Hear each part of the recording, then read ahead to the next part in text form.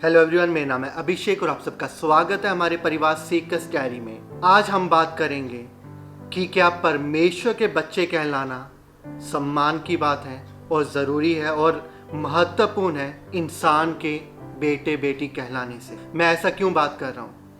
काफ़ी समय से मैं सोशल मीडिया पर चेक कर रहा हूँ, लोग कह रहे हैं अपने आप को son of Ankur Narula, daughter of Ankur Narula, son of pastor Vijender, daughter of pastor Vijender. बहुत सारे पास्टर के बेटे बेटी कहलाना उनको पसंद आ रहा है प्रभु यीशु मसीह परमेश्वर के बेटे बेटी कहलाने से।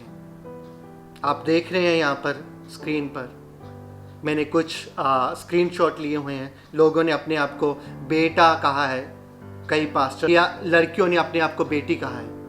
क्या हमारे लिए इन लोगों के बेटे बेटी कहलाना इतना महत्वपूर्ण है कि हम परमेश्वर के बेटी बेटी कहलाना पसंद नहीं करते? किसके बेटे बेटी कहलाना हमारे लिए सम्मान की बात है? चलिए बात करते हैं पहले परमेश्वर के बेटे या बेटी कहलाने से हमारे जीवन में क्या बदलाव आता है, हमें क्या मिलता है। सबसे पहला, अगर हम परमेश्वर के बेटे बेटी कहला रहे हैं उसका मतलब है हम परमेश्वर के परिवार का हिस्सा हैं।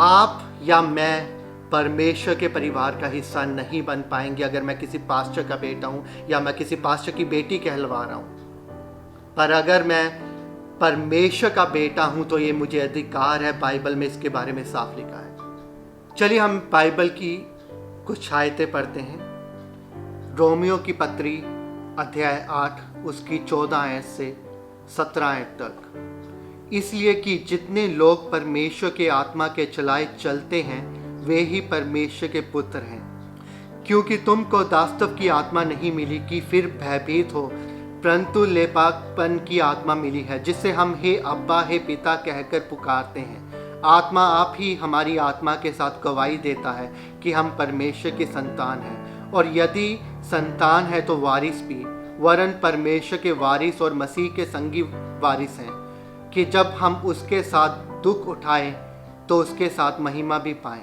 ये आयत बताती है कि परमेश्वर के बच्चे होने के कारण हमारे जीवन में क्या हमें मिलता है, क्या आशीषें हमारे जीवन में आती हैं। दूसरा, अधिकार। बाइबल में इस चीज़ के बारे में साफ लिखा है कि परमेश्वर के बच्चों को स्वर्ग का अधिकार दिया गया है। अगर हम परमेश्वर के बच्चे हैं तो स्वर्ग का अधिकार हमारे पास है। हम में से किसी को स्वर्ग का अधिकार नहीं मिलेगा अगर हम अपने आप को परमेश्वर के बेटे बेटी कहलाने से ज़्यादा हम किसी इंसान के बेटे बेटी कहला रहे हैं। तीसरा, संगति। एक दास का एक अपने स्वामी के साथ संबंध अलग है और एक बेटे का एक पिता के साथ संबंध अलग है। अगर हम परमेश्वर के बेटे और बेटी हैं तो हमारे पास ये संगति की आशीष है कि हम परमेश्वर के पास कभी भी जा सकते हैं, उसको पिता के तौर पर बुला सकते हैं, उससे बातचीत कर सकते हैं, जो कि एक दास के पास अधिकार नहीं है। और ये संगति का जो अधिकार, जो आशीष हमें मिली है वो परमेश्वर के बेटे होने के कारण मिली है, ना कि किसी पास्टर या भविष्यवक्ता के बेटे या बेटी होने के कारण। चौथा, वारिस। अगर हम परमेश्वर के बेटे या बेटी हैं तो हम स्वर्ग के वारिस हैं। जैसे हमने पहले आयत में भी पढ़ा, स्वर्ग में हमारे लिए जगह तैयार की गई है। हमें स्वर्ग में हमारे लिए परमेश्वर ने आशीषों की जो तोहफे रखे हैं वो सिर्फ परमेश्वर के बेटों को ही मिलेंगे, जब बेटियों को ही मिलेंगे, ना कि किसी और को, ना ही ऐसे व्यक्ति को जो अपने आप को किसी इंसान का बेटा या बेटी कहला रहा है। ये हमारे लिए सम्मान की बात है कि अगर हम परमेश्वर के बेटे या बेटी कहला रहे हैं, उससे बहुत ज़्यादा बढ़कर कि हम इंसानों के बेटे बेटी कहला रहे हैं। अगर हम किसी और धर्म में भी देखते हैं, किसी भी धर्म में लोग परमेश्वर के बेटे बेटी नहीं कहलाए गए। अगर हम मुस्लिम्स को देखते हैं तो उसमें परमेश्वर एक स्वामी है और इंसान दास है उसका। अगर हिंदुइज्म को देखते हैं तो उसमें भी ऐसा ही है। हमें परमेश्वर को खुश करने की कोशिश करते रहना है। अगर हम गलतियां करेंगे तो परमेश्वर में नाश कर देगा। एक जो पिता और जो एक पुत्र का जो एक संबंध है परमेश्वर और इंसान के बीच, ये बिब्लिकल कंसेप्ट है, ये कहीं और का कंसेप्ट नहीं। आजकल हर कोई इस कंसेप्ट को इस्तेमाल कर रहा है क्योंकि मूवीज में इस चीज़ को दिखाया गया, पर ये आया है वो है बाइबल से। अगर आपको अपने आप को किसी व्यक्ति का बेटा बेटी कहलाना परमेश्वर के बेटे बेटी कहलाने से बड़ा लग रहा है, तो जांचिए कि आप परमेश्वर में कहाँ खड़े हैं। यह सम्मान की बात है मेरे लिए कि मैं एक ऐसे परमेश्वर का, जिसने सारी सृष्टि को बनाया, उसका बेटा कहलाऊं। और ये बेटा बनने का अधिकार प्रभु यीशु मसीह ने दिया है, किसी और ने नहीं, किसी भविष्यवक्ता ने नहीं, किसी इंसान ने नहीं।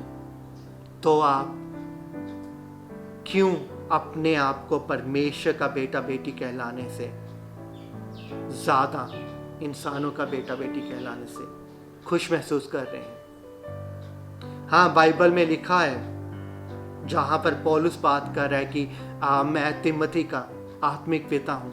ये हमारे आत्मिक पिता हैं, हमारे अगुए हैं, पर ये परमेश्वर नहीं है।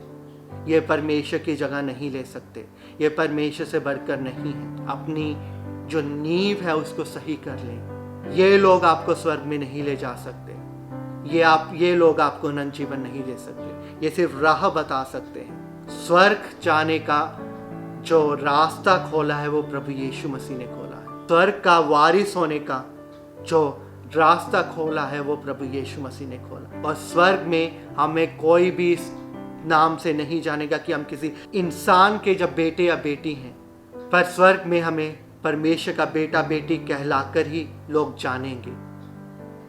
तो जांचिए, परखिए आप कहां पर खड़े हैं। और मैं इन लोगों के खिलाफ नहीं हूं।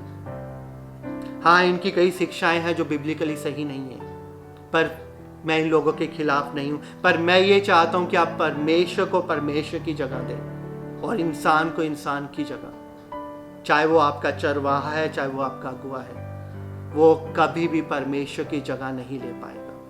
और उनको वो जगह देनी बंद कर दें आप लोग भी। याद रखें, परमेश्वर आपसे प्यार करता है और हम भी आप सबसे प्यार करते हैं। प्रभु आप सबको आशीष दे। शालोम।